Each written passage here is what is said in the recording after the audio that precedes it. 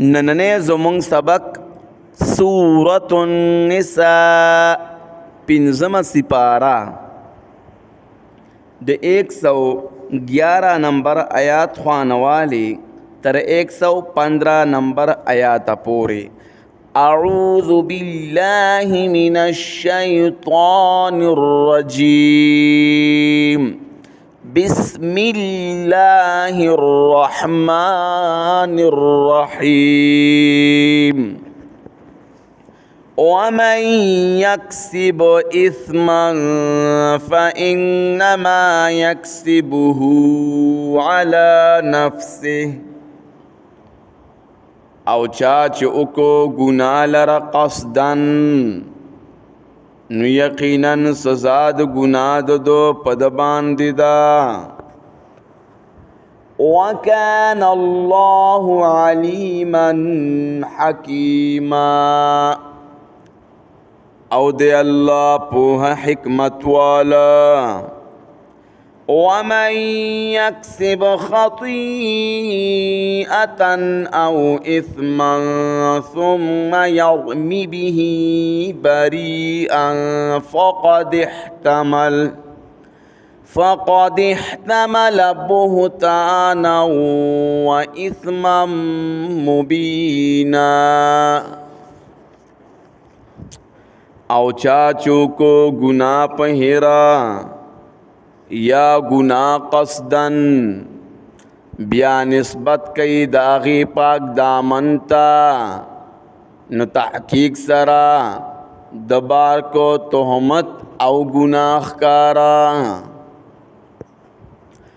ولولا فضل الله عليك ورحمته لهم طائفة منهم أن يضلوك او کنوے فضل دا اللہ پتا باندی او رحمت دا اغم دایبا گمراہ کڑے وے تو خامخا قص کڑو یوی ڈلی د دینا چوالی تالا رد حقنا. وما يضلون إلا أنفسهم او دین خطا کئی مگر خپل زانونا. وما يضرونك من شيء او دی ضرر نشی رسول تاتا حس شے. وأنزل الله عليك الكتاب والحكمة وعلمك ما لم تكن تعلم اورا لے گلد اللہ پتا باند کتاب او پوا سنت او خود لی دی تاتا آغا احکام چتن پوی دی پا اغی باندی. وَكَانَ فَضْلُ اللَّهِ عَلَيْكَ عَظِيمًا او دے پزل دا اللہ پتا باندلوئے. لا خیر فی کثیر من نجواهم الا من امر بصدقة او معروف. نشت خیر پڑیرو د جرگو ددئی کی مگر آغا سوک چی حکم کئی پا صدقے یا پنے کائی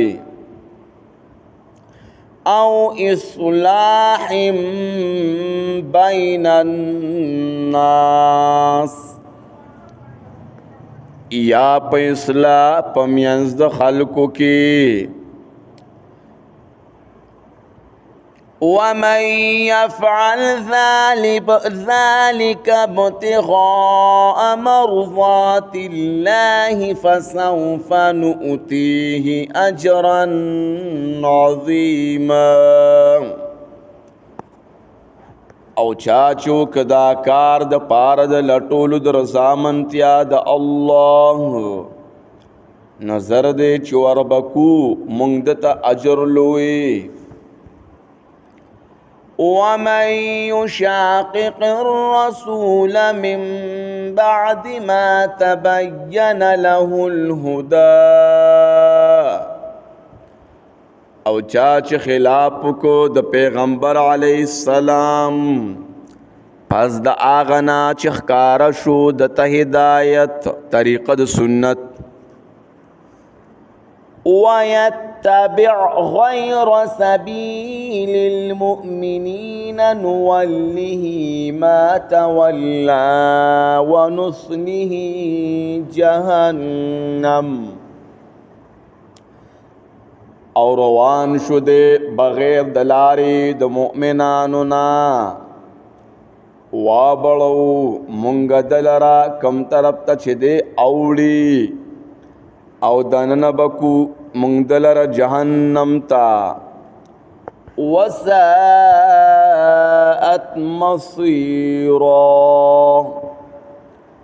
او بد زائد ورتلو جهنم